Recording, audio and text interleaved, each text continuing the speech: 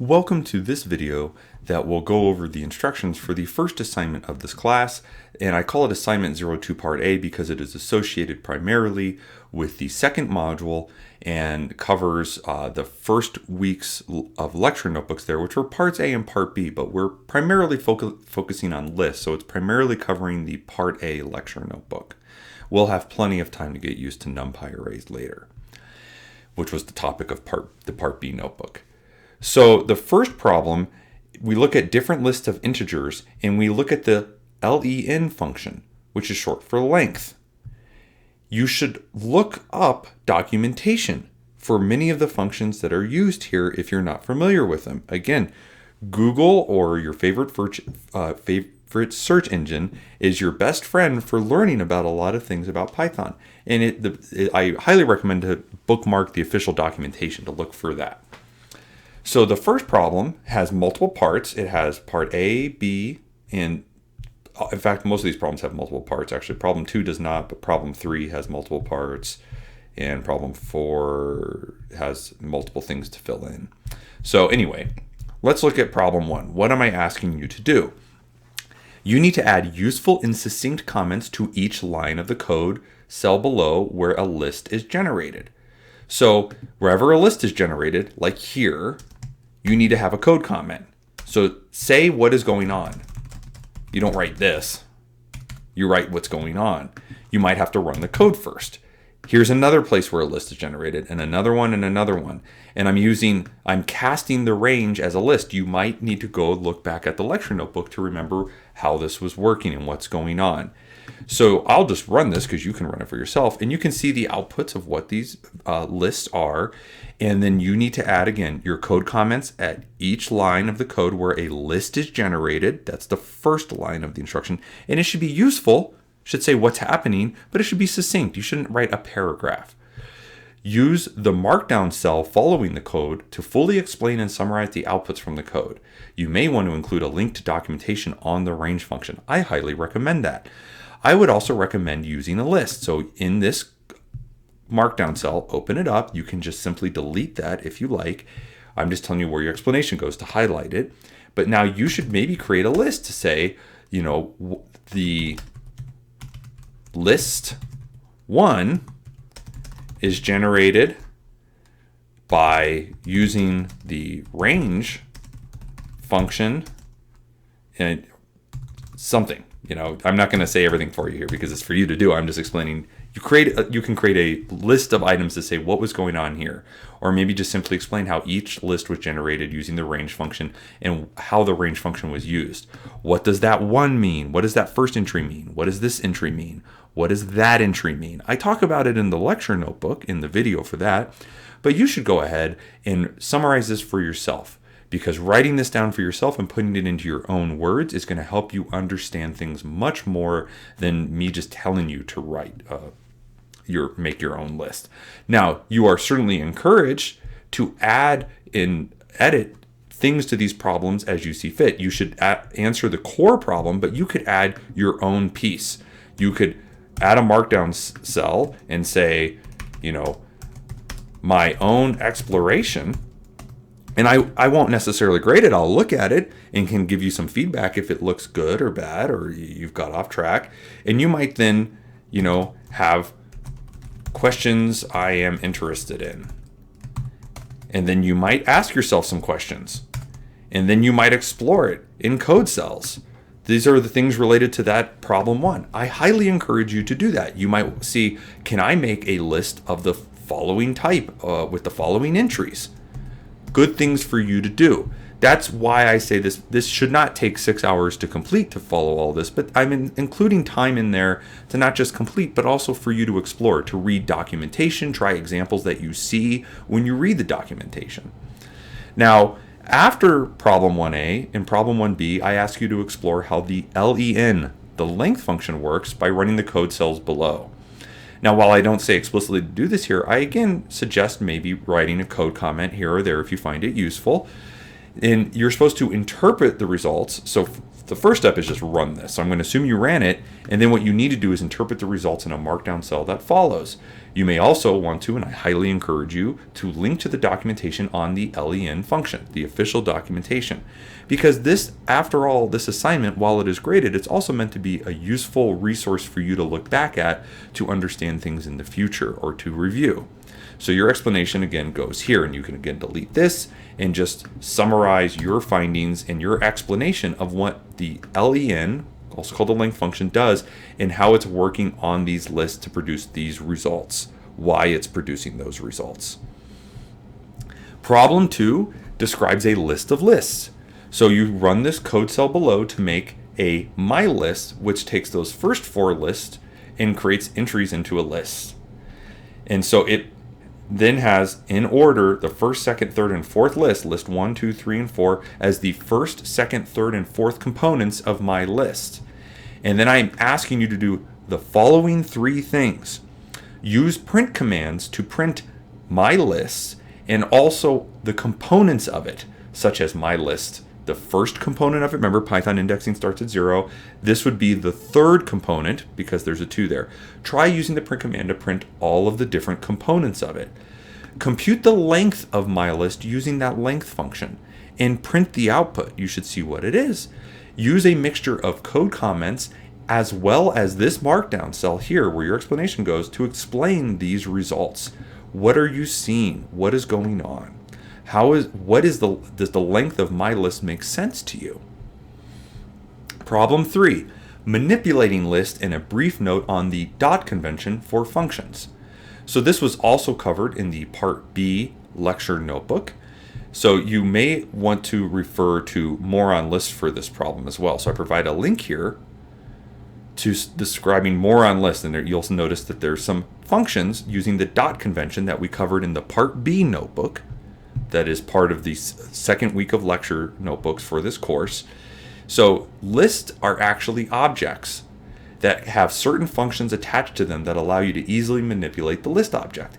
In Python, a function, which is sometimes also called a method, it depends on the resource you're looking at, is attached to an object as an attribute, and it is accessible through the dot convention that we saw in the Part B lecture notebook. We are not going to dwell on this now, since our more immediate goal is to understand simply how to use these functions. So part A of this problem is to run the code below, this code cell here, that uses the append function. Again here, append is shown here. And we run the append function on the my list, and we run it on the third component of my list. Now, my list was this list of lists. And I said third component. When we're passing 3 to it, that's actually the fourth component of my list, which means it's list 4. So we're looking to add things there. And I'm adding the number 100.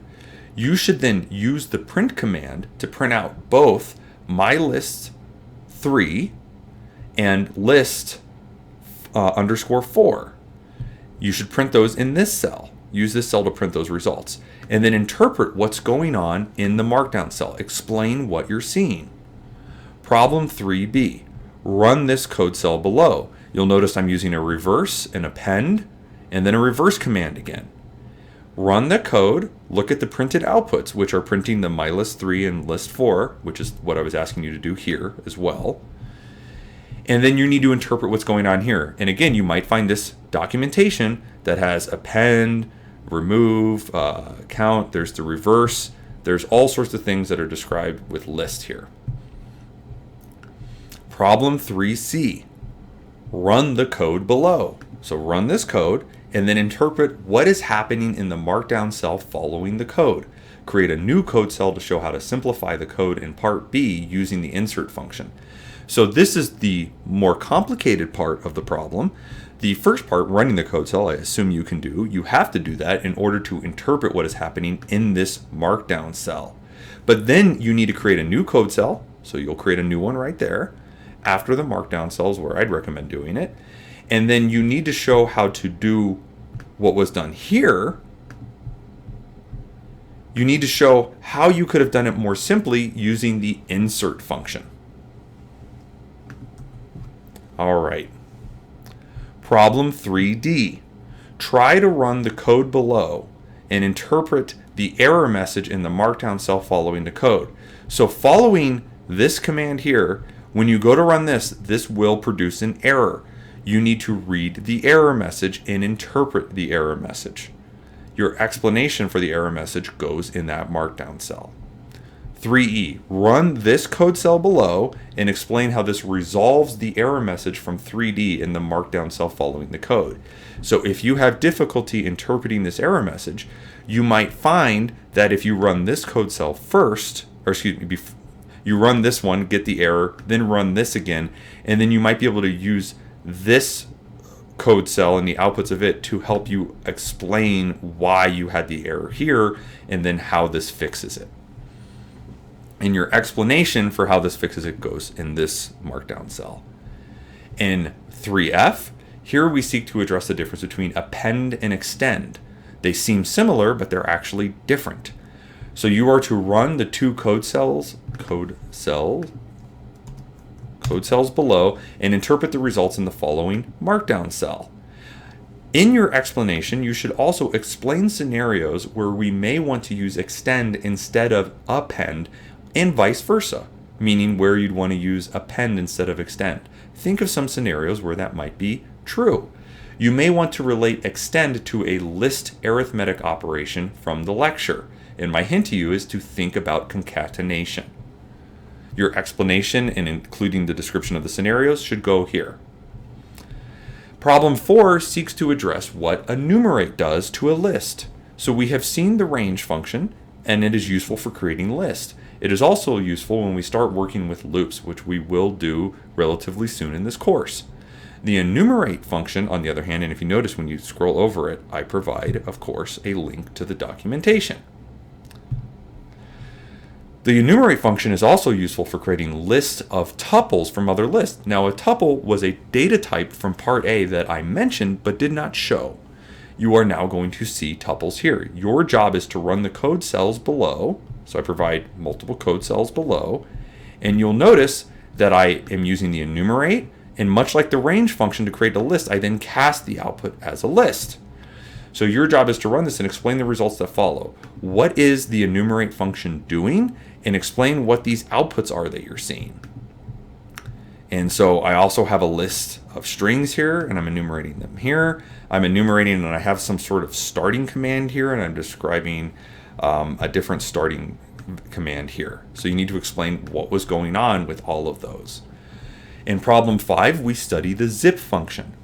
So you need to understand what it's doing. So you run this code, all of these code cells. So you run the code cells below and explain what the zip function is doing in this markdown cell. For my hint is to pay attention to the parentheses.